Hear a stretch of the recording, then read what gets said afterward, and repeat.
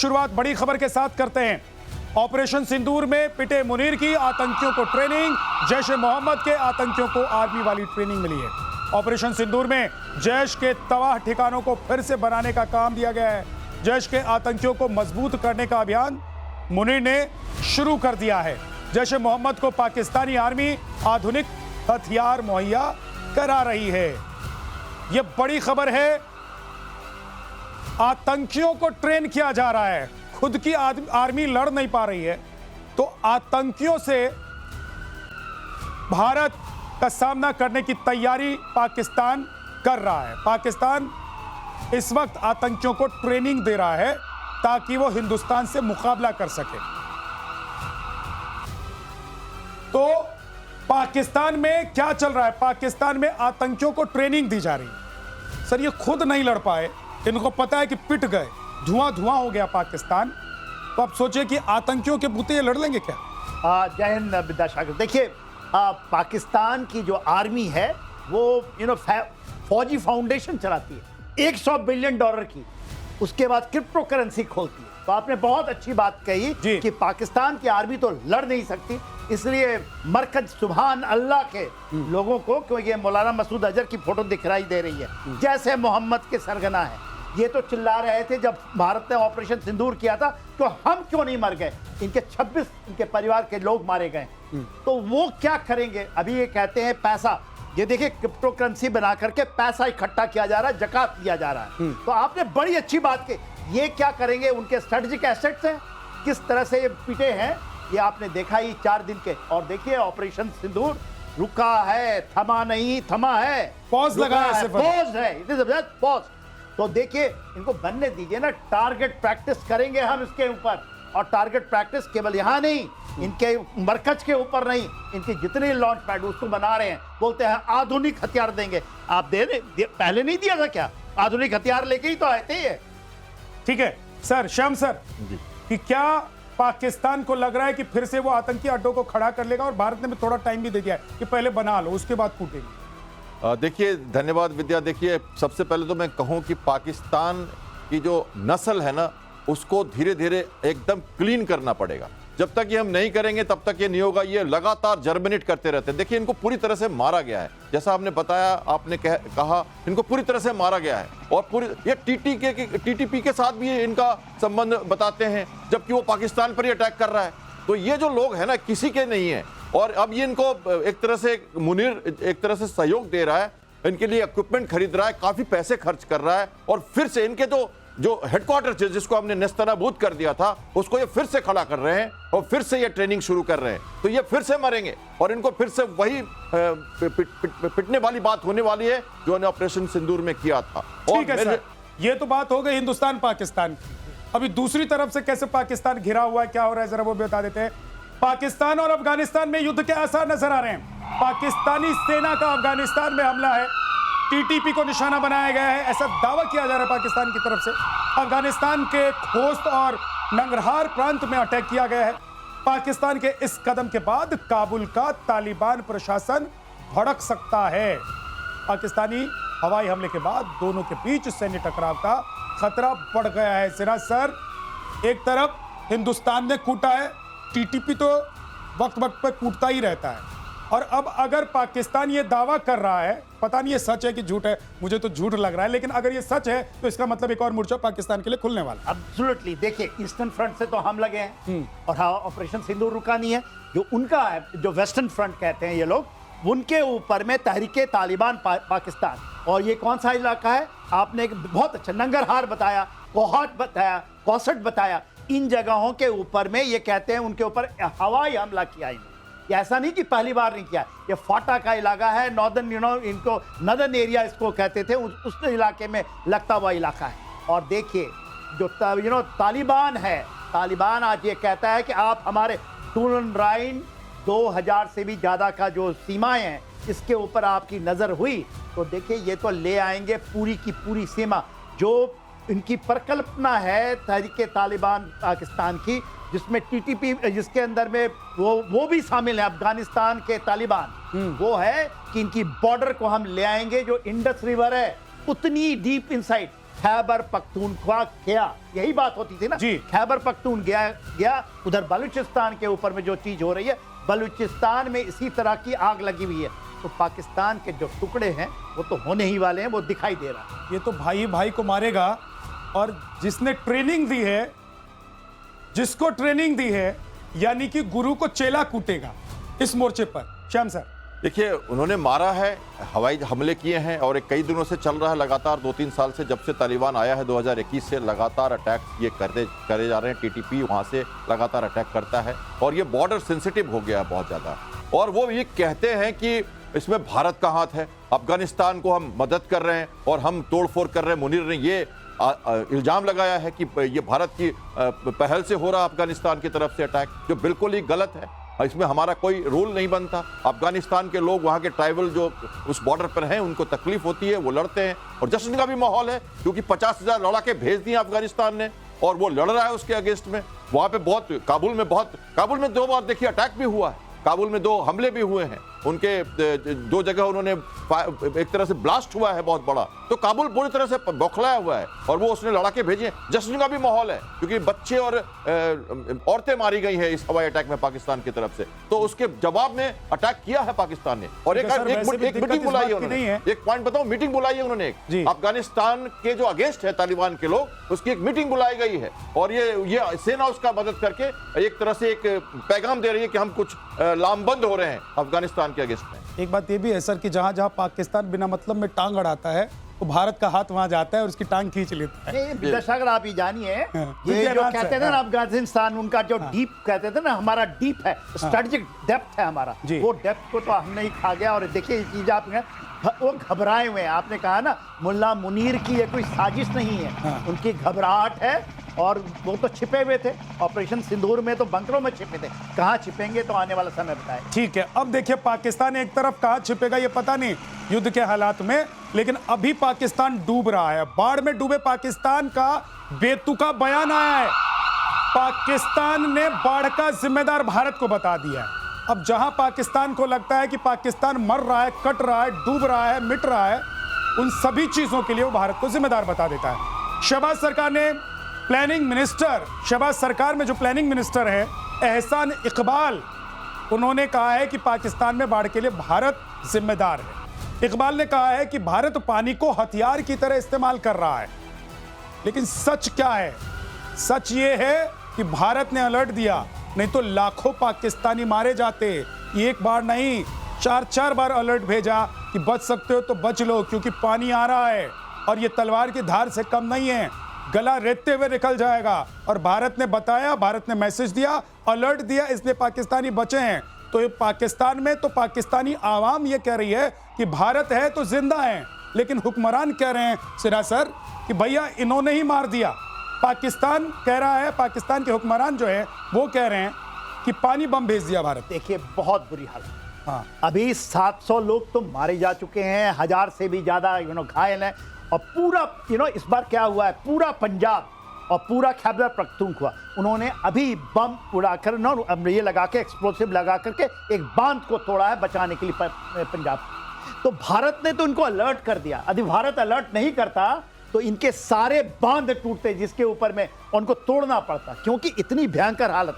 तो ये कहना कि भारत तो इनको बचा दिया इनके, क्योंकि वहाँ के लोग हमारे दुश्मन नहीं हैं। जो 25 करोड़ पाकिस्तानी हैं उनके साथ हम हमदर्दी रखते हैं। वहाँ के जो हुक्मरान हैं, जो वहाँ के ये जिहादी एलिमेंट हैं, उनके लिए। मगर ये देखिए जो आपने कहा ना कि भारत ने, तो ये कहना है कि भारत ने भेज दिया। ये बारिश जो हो रही है, पूरी तबाही जो है, ये तो तबाही आपको अल्लाह से के ऊपर से आई है, और आपने जो किया है, यदि आपने कुछ किया होता, पूरा का पूरा जो ये सतलज जो रिवर है, जो रिवर लाइन है, उसमें 6 रिवर है, अभी तभी में केवल बाढ़ आई है।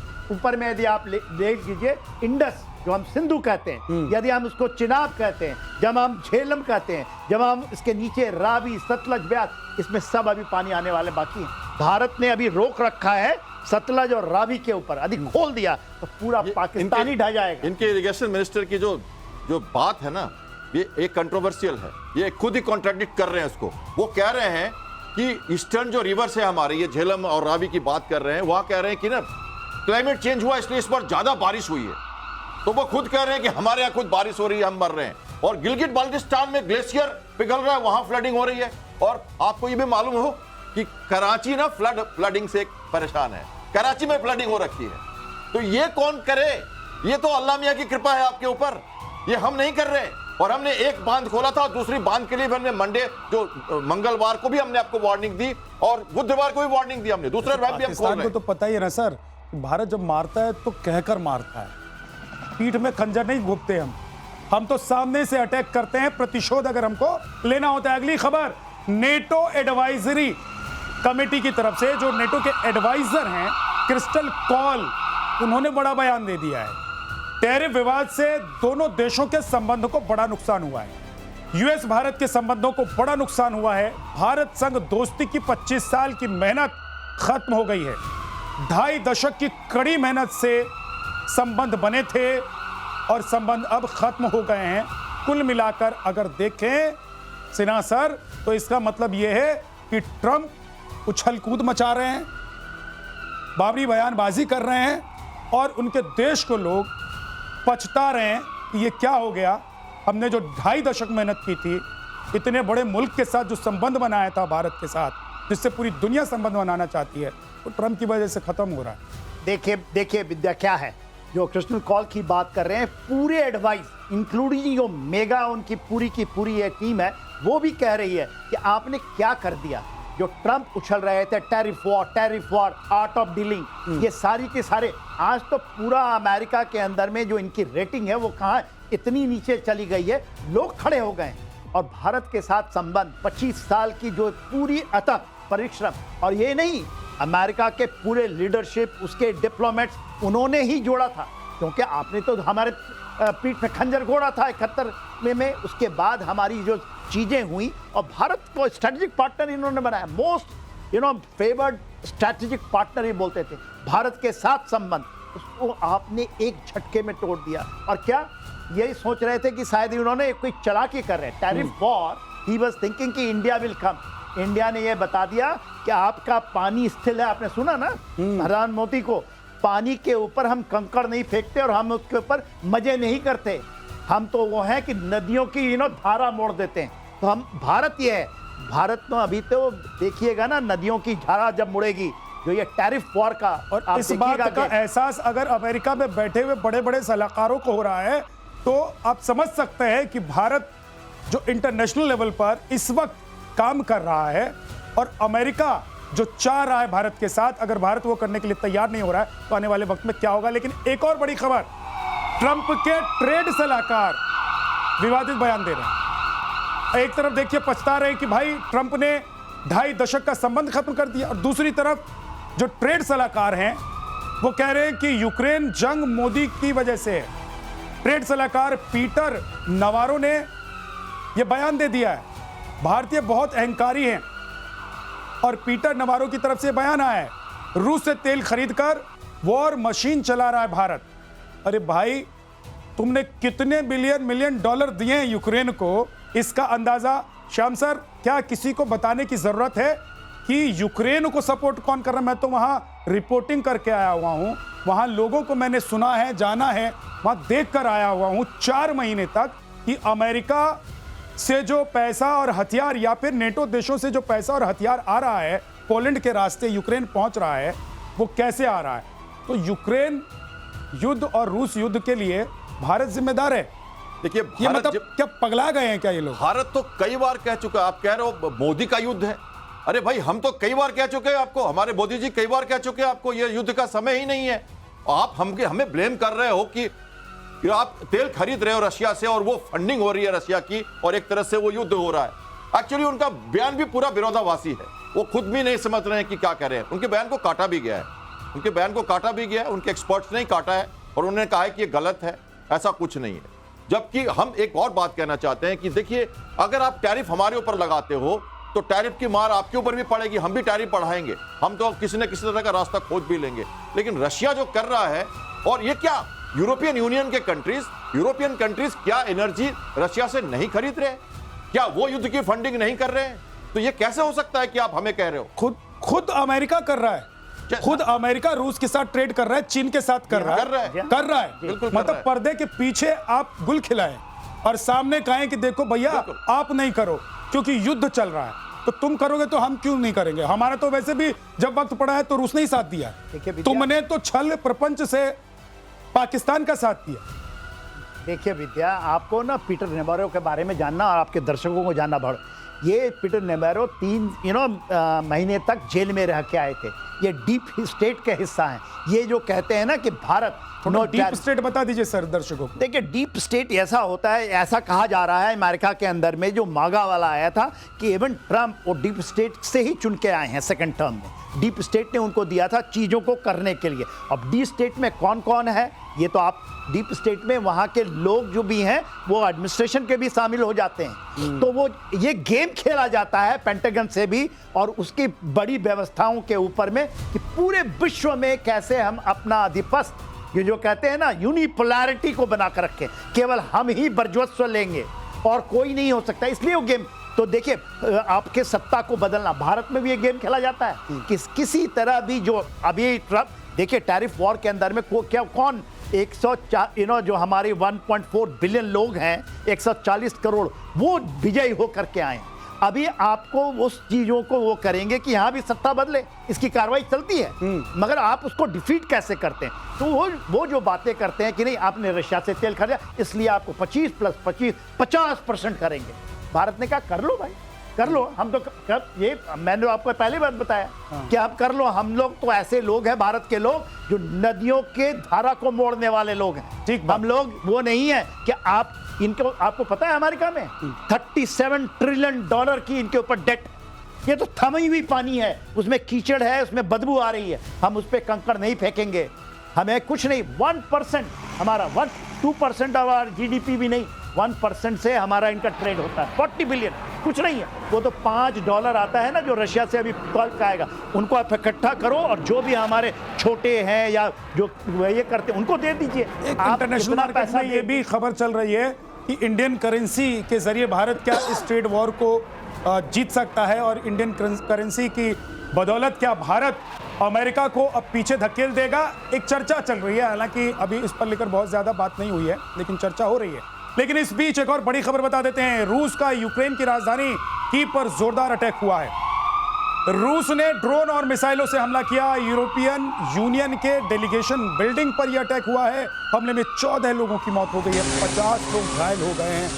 ये बड़ा हमला इसलिए है क्योंकि कीव में उस जगह हमला किया गया है यूरोपियन यूनियन के डेलीगेशन बिल्डिंग पर।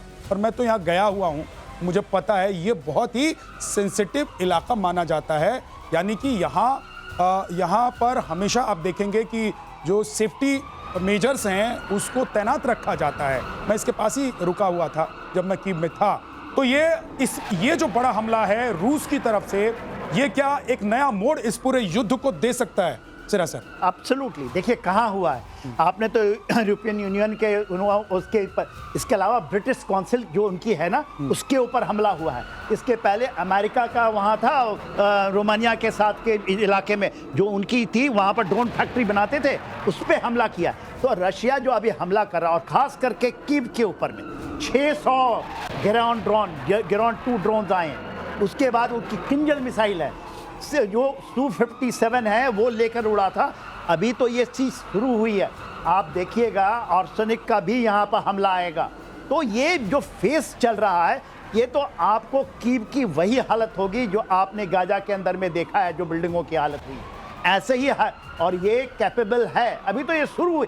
कोई कहता था ना कि क्यों रशिया इतना दिन तक इनको छोड़ रखा है, क्यों नहीं 7 दिन में खत्म कर देता है। वो धीरे धीरे तिल तिल करके मारेगा और स्ट्रेटेजिक जीत होनी है आर्टिक के ऊपर में और पूरे ऊपर में। मनोबल तोड़ रहे हैं मेरे ख्याल से। मुझे एक बात ये है, एक सवाल मेरे जहन में है कि क्या क्योंकि यूरोपियन यूनियन की बिल्डिंग पर हमला हुआ है अब सीधे नेटो देश उसमें उतरेंगे? देखिए अभी ऐसी कोई स्थिति नहीं बनती है क्योंकि देखिए ये एक 7 से 8 बिल्डिंग पे उन्होंने कई जगहों पे अटैक किया है और सभी ऐसे जगह थे जो रेसिडेंशियल कॉम्प्लेक्सेस थे और उन्होंने बेसिकली मनोबल तोड़ने का काम किया है। और जेलेंस्की कह रहे हैं कि ये बैलिस्टिक बातें कर रहे हैं, टेबल पे आना नहीं चाहते। तो इसलिए कह रहे हैं क्योंकि वो रशिया का कहना है कि तुम्हारी नाटो की आहट हटानी है, तो वो वहां जहां पर पिंच करते हैं, जहां पर ज्यादा सब पिंच हो।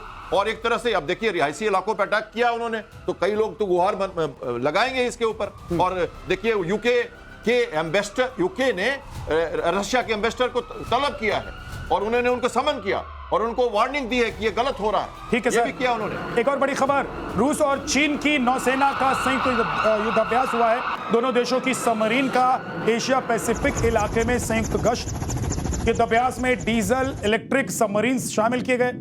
मॉस्को और बीजिंग के बीच बढ़ते सैन्य सहयोग में ये एक अहम कदम है और इसे अमेरिकी राष्ट्रपति डोनाल्ड ट्रंप को संदेश देने की तरह भी देखा जा रहा है। क्या संदेश है सर? देखिए नेवी का प्रश्न अगर कहें तो मैं ले लूं। जी सर, प्लीज। देखिए ऐसा है कि सबमरीन की पेट्रोल कंबाइन करना एक बहुत ही टफ टास्क है और बहुत मुश्किल है, क्योंकि कम्युनिकेशन अंडर वाटर स्टैब्लिश करना होता है और पेट्रोल के एरियाज डिजिग्नेटेड किए जाते हैं। तो ये पहली बार ऐसा हुआ है कि रशिया और चाइना सबमरीन की और इसके लिए बहुत हाई टेक्नोलॉजी चाहिए, ये आसान काम नहीं है।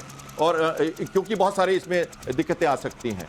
और 2021 में भी उन्होंने, देखिए जहां तक कि अलास्का की बात करें हम या पैसिफिक की बात करें तो, या जापान के चारों तरफ 2021 में पहली बार ये 10 से ज्यादा इनका शिप चाइना और रशिया का मिलके जापान के चारों तरफ घूम गया था और उन्होंने एक पोस्चरिंग दिखाई थी वेस्टर्न पैसिफिक में पूरी तरह से। और उसके बाद से ये बाय द वे हर साल एक्सरसाइज करते हैं वहां पे और ये कंबाइंड पेट्रोल करके अपनी जो मसल फ्लेक्सिंग करते हैं अमेरिका के अगेंस्ट में। इसमें एक चीज जोड़ो, देखिए अभी क्या हो रहा है, ये व्लादिवोस्टॉक का इलाका है, बेरिंग सी का इलाका है, बेरिंग सी और व्लादिवोस्टॉक, वहां पर वो सबमरीन वाली है। वहाँ पर उनकी जो पैसिफिक फ्लीट है ये पूरी की पूरी लग गई। उसके बाद नर्दर्न फ्लीट जो है वो उनका केला पेनिनसुला के ऊपर आर्टिक रीजन में लगा है। उसके अलावा उन्होंने कैलिनिनग्राड के ऊपर में जो बाल्टिक सी है उसके ऊपर में अपनी बाल्टिक फ्लीट लगाई है और नीचे जो काला सागर है वहाँ पर अपनी फ्लीट लगाई है। तो ये जो एक चार तरफा उन्होंने कार्रवाई कर रहे हैं उसमें ये बहुत इंपॉर्टेंट। और चीन अगर मिल जाते हैं तो अमेरिका को कैसे टक्कर दे सकते हैं वो हम ग्राफिक्स के जरिए भी बता रहे हैं सर, लेकिन आपने बहुत सारी बातें ऐड ऑन कर दी हैं, बता दी है। लेकिन एक और बड़ी खबर, कैरिबियन तट पर अमेरिका और वेनेजुला में तनाव देखने को मिल रहा है। वेनेजुला ने युद्धपोत और ड्रोन तैनात कर दिए हैं। ट्रंप ने पिछले हफ्ते वेनेजुला की सीमा पर 4000 मरीन के साथ 3 वॉरशिप भेजे थे और वेनेजुला ने यूएन से विवाद पर हस्तक्षेप की मांग की थी और यूएन से अमेरिकी सैन्य तैनाती पर तत्काल रोक की मांग की थी, लेकिन बात पूरी नहीं हुई। श्याम सर, इस सवाल को आप ही ले लीजिए। तो अब इसका हल क्या ये है कि दोनों लड़ेंगे? देखिए लड़ाई की बात नहीं है। अमेरिकन प्रेसिडेंट ने एक डिक्टेट दिया है। उन्होंने कहा है कि हम ये ड्रग माफिया जो है, ये लैटिन अमेरिकन कंट्रीज जो हैं, ये कैरेबियन का एरिया जो है, वहाँ पर हम ड्रग जो कार्टेल्स हैं उसको खत्म करना चाहते हैं। और वहाँ के राष्ट्रपति जो है वेनेजुला के, उनको उन्होंने एक तरह से वो घोषित कर रखा है, उनको पर इनाम घोषित कर रखा है उनको पकड़ने के लिए। वो चाहते हैं उनको गिरफ्तार करना, जबकि वहाँ के लोग ऐसा नहीं मानते। और उन्होंने कहा है कि हम कर तो रहे हैं लड़ाई, हम गए हैं कोलंबिया के बॉर्डर पर और हम एक ड्रग को जो ट्रैफिकिंग है उसको हम रोक रहे हैं। लेकिन उनका ये यूएसएस जो एक डिस्ट्रॉयर है, इनका गाइडेड डिस्ट्रॉयर और एक एटॉमिक पावर सबमरीन है, ये दोनों यहां से सेल कर चुकी है और ये अगले हफ्ते वहां पहुंच जाएगी। और अगेन ये मसल फ्लेक्सिंग है, दिखाना है उनको कि हम इस एरिया में भी अपना वर्चस्व रखना चाहते हैं। तो ये अमेरिकन प्रेसिडेंट जहां भी अपनी बात कहना चाहते हैं, मनवाना चाहते हैं, वहां अपनी फौज भेज देते हैं और उसको चाहते हैं कि लड़े। वो कोलंबिया पे भी भेज रहे हैं। जी देखिए क्या हो रहा है इसको वेनेजुला के अंदर में जो मदुरो है जूनियर, हाँ, उनकी सत्ता को बदलना चाहते हैं। तो कहानी ये है, अभी उन्होंने क्या किया है, उन्होंने जेरॉन 2 रशियन मिसाइल्स के 2000 तो आ चुके हैं, वो लग चुके हैं। उसके बाद ऑर्सनिक भी लग चुका है। ये क्यूबन क्राइसिस हुई थी 1962 में, जो अंडरबेली है, ये लैटिन अमेरिकन कंट्री है, उसमें पहली बार पूरा ग्रेविटेट 45 लाख उन्होंने अपने वहाँ पर ये कर दिए हैं। जो ये कहते हैं ना, जो सैनिक हैं उनको किस तरह से वो तो कहते हैं ये फुल फ्लेज नहीं है। 15,000 सैनिक लगाए हैं, पूरे ड्रोन्स हैं, 45 लाख वो कहते हैं मिलिशिया को उन्होंने तैयार कर दिया। तो ये तो अमेरिका के लिए इतनी, और इसी से यदि आप नजर देखिएगा तो जब हम अलास्का की बात करते हैं, ये एकदम कंटिन्यूअस है, ये ऐसा नहीं कि वो अलग है। ये जो चीजें हो रही हैं, अलास्का को वेस्टर्न रशिया कहा जाता है, ईस्टर्न रशिया अलग है, वेस्टर्न रशिया का एक हिस्सा है वो अलास्का। तो ये एब्सोल्युटली आप मैप में देखेंगे तो इसी के नीचे अंडरबेली है, और ये पहली बार हुआ है 1962 के बाद, क्यूबन क्राइसिस के बाद ये क्राइसिस आई है जिसको अमेरिका झेल नहीं पाएगा। ठीक है, लेकिन अमेरिका क्या इसको झेल पाएगा? एक और खबर बता देते हैं। भारत ने ग्रीस के साथ नौसैनिक युद्ध अभ्यास किया है। पूर्वी मध्य सागर में दोनों देशों का ये युद्ध अभ्यास हुआ है। भारतीय वायुसेना के कई फाइटर जेट भी इसमें शामिल थे और एथेंस से भारतीय फाइटर्स ने उड़ान भरी थी। युद्ध अभ्यास से तुर्की पाकिस्तान गठजोड़ को बड़ा झटका लगा है शमस, क्योंकि ये नेवी का युद्ध अभ्यास है। देखिए ये बहुत एक प्रकरण बहुत अच्छा है और बहुत धीरे धीरे हम बड़ी सोची नीति के साथ भारत आगे बढ़ रहा है। 2023 में जब प्रधानमंत्री हमारे ग्रीस गए थे, 40 साल के बाद कोई प्रधानमंत्री ग्रीस गया था, इंदिरा गांधी गई थी 1983 में। उसके बाद ये गए थे, क्यों गए थे? और उसके बाद हमारे 2 शिप्स वहां गए और हमने अपने लॉजिस्टिक सपोर्ट बेस, हम 4 साल से इस पर काम कर रहे हैं। और ऑपरेशन सिंदूर की बात हम करते हैं तो वहां हमने देखा है जो टर्की की जो मदद है पाकिस्तान को, और टर्की और ग्रीस में 36 का आंकड़ा है, 72 का कही है, 72 का कही है। और एक और बात मैं कह दूं, बगल में साइप्रस है, अभी हमारे प्रधानमंत्री कुछ दिन पहले साइप्रस गए थे। ये भी हमारा एक हिस्सा, गेटवे टू यूरोप है मेडिटेरियन, और ईस्टर्न मेडिटेरियन में नौसेना की पकड़, भारतीय नौसेना की तमाल, आईएनएस तमाल जो रशिया से बन के आ रहा है वो वहां से अभी गुजरा है। और हम अपनी प्रेजेंस लगातार, 2 हमारे वॉरशिप उस एरिया में लगातार हैं। अब हम सिर्फ पैसिफिक की बात नहीं कर रहे, हम सिर्फ अरेबियन सी की बात नहीं कर रहे, हम मेडिटेरियन की बात कर रहे हैं, हम गेटवे टू यूरोप, हम साइप्रस और हम अटलांटिक में जाना चाहते हैं, हम हाइफा पोर्ट की बात कर रहे हैं। हमने यहां से कॉरिडोर बनाना था यूरोप में, वो सब गड़बड़ हो गया। ये इजराइल तो अच्छे रास्ते चल रहा था, हमें तो यूरोपियन कॉरिडोर बनाना था, हमें तो हाइफा पोर्ट से यूरोप जाना था, वो सब रुक गया है अभी, लेकिन बात चालू है। हमें चाहिए वो जगह, हमें साइप्रस को भी अपने साथ रखना है और ग्रीस को भी कांटे की टक्कर देनी है। सर एक चीज बताइए कि वो कट्टर मुल्क जो सिर्फ यूक्रेन की मदद इसलिए कर रहा है क्योंकि उसको लगता है कि भारत और पाकिस्तान के बीच डिफरेंसेस हैं, उसके बगल में बैठकर भारत ये युद्ध अभ्यास कर रहा है, तो ये क्या उनको भी एक मैसेज है? फुल मैसेज उसी के लिए तो फुल फ्लेज है, फुल फ्लेज है। ये जो पाकिस्तान और टर्की की जो गठजोड़ है, और वो इसके अलावा बांग्लादेश में भी इस बार इस ऑपरेशन सिंदूर में भी टर्की ने मदद की थी, बांग्लादेश में भी वो घुसता है, कभी कभी वो हमारे उधर मॉरिशस में पहुंच जाता है। तो जो इस चीजों के ऊपर मालदीव के अंदर घुस गया था क्योंकि उसने TB2 ड्रोन्स दिए हैं। तो ये जो चीज है ये पूरा का पूरा वो सेंट्रिक है कि भैया आप करोगे और मैरिटाइम जो भी डिस्प्यूट है चारों तरफ से घेर लेंगे तुमको और बाप बाप डिरियाओगे। हमारे यहाँ कहावत है कि बाप बाप डिरियाओगे, यानी कि बाप बाप चिल्लाओगे, कुछ कर नहीं पाओगे। नेकलेस ऑफ डायमंड का हिस्सा है, इसको याद रखें हम, ये नेकलेस ऑफ डायमंड का हिस्सा है, क्योंकि उसके बाद ग्रीस के बाद हम घेरने के लिए चीन को उसके नॉर्थ में भी गए थे। ठीक सर। के बाद एक और बड़ी खबर इस वक्त, किम जोंग के नए एटमी मिसाइल बेस से हड़कंप मच गया है और सीक्रेट न्यूक्लियर मिसाइल बेस की वजह से हड़कंप मचा है। चीन की सीमा से सिर्फ 27 किलोमीटर दूर ये बेस है और बेस पर वांगसोंग 15 और वांगसोंग 18 मिसाइलें तैनात कर दी गई। दोनों मिसाइलों में परमाणु बम गिराने की ताकत है। तो ये किम जोंग उन जी, जो मतलब इतना छोटा देश और पूरी दुनिया में इसने जब मन करता है, जो मन करता है, एकदम से तूफान मचा देता है। ये जो तूफान है ये सबसे बड़ा खतरा अगर ज्योग्राफिकल कंडीशन के हिसाब से देखें और इस वक्त जो हालात दुनिया भर में बने हुए हैं सिन्हा सर, तो सबसे बड़ा खतरा किसके लिए, और ये क्या ये भी एक मैसेज है?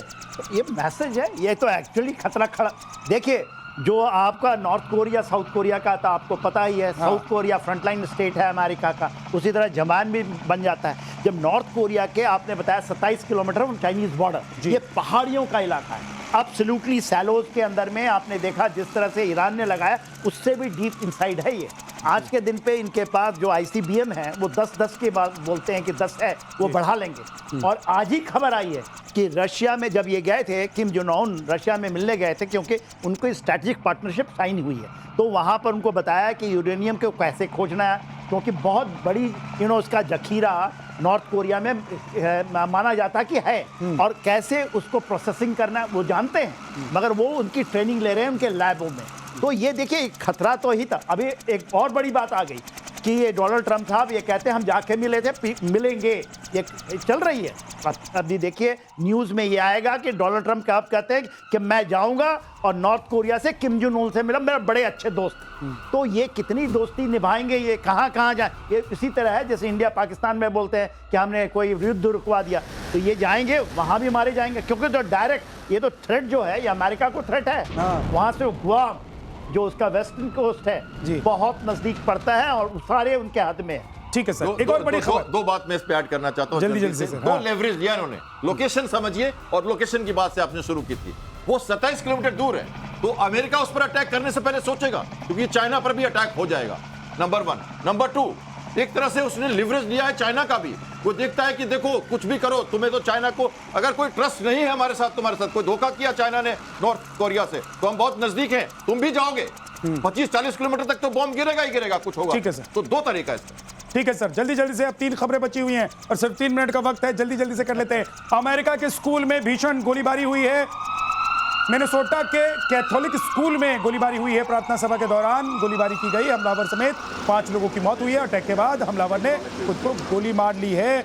अमेरिका में इस तरह के हमले हुए हैं इससे पहले भी कई बार, और अब देखिए अमेरिका के मिनेसोटा में कैथोलिक स्कूल में गोलीबारी हुई है। प्रार्थना सभा के दौरान ये गोलीबारी हुई है और 5 लोगों की मौत हो गई है। अटैक के बाद हमलावर ने खुद को भी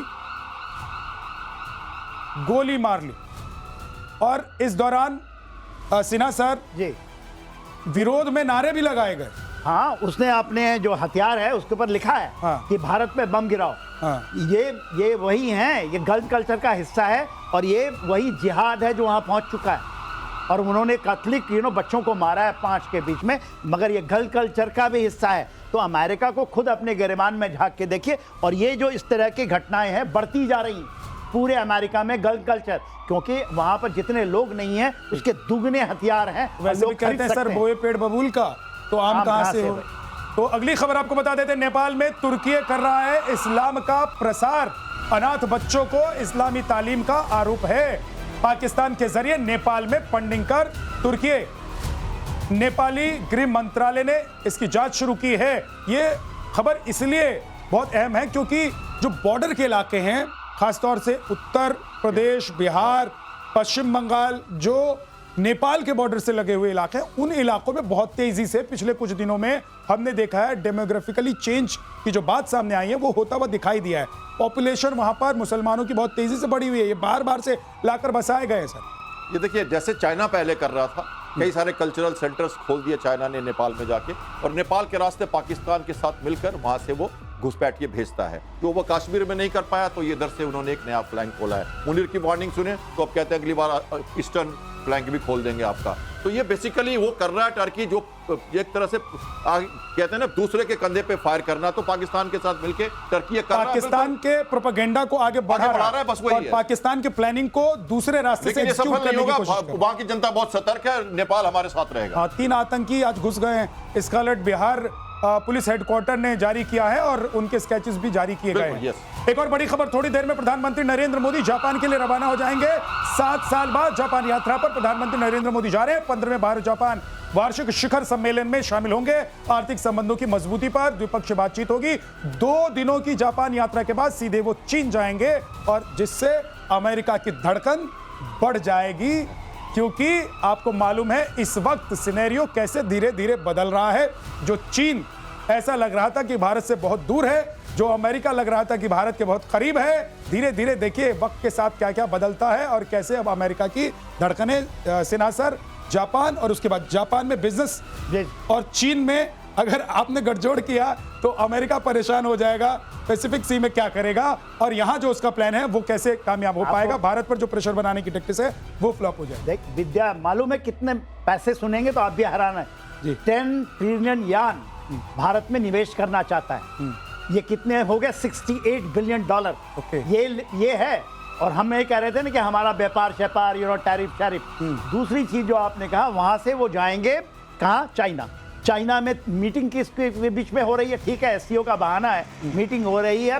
पुतिन है, मोदी है, शी जिनपिंग है। ये RIC का जो है गठजोड़ जी। और देखिए कोई कहेगा कि चाइना हमारा दुश्मन, एब्सोल्युटली डिसाइड करेगा नॉर्दर्न बॉर्डर कि हमारे संबंध कैसे होंगे, मगर जो हमने अभी किया है और हम भी कोई डिसाइड चाणक्य करेंगे सर नीति कि कब कहती है। किसको दोस्त बनाना है और कब दोस्त किससे को। दुश्मनी वाट को भी निभाना नहीं है। भूलना, जापान हमारे वाट के दोस्त के साथ। साथ जो होगा, हमारे साथ जो होगा वो हमारा दोस्त होगा, दुश्मन के साथ खड़ा होगा तो दुश्मनी के बहुत लिए भी बड़ी हम बात। तैयार हैं। प्रतिशोध हम कभी भी ले सकते हैं जब मन करेगा, क्योंकि अब भारत बदल गया है। बहुत बहुत शुक्रिया आप दोनों का हमारे साथ जुड़ने के लिए। एक छोटा सा ब्रेक, फौरन लौटेंगे। आप देखते रहिए Bharat. For more of such videos, do like, share and subscribe to ET Now Swadesh.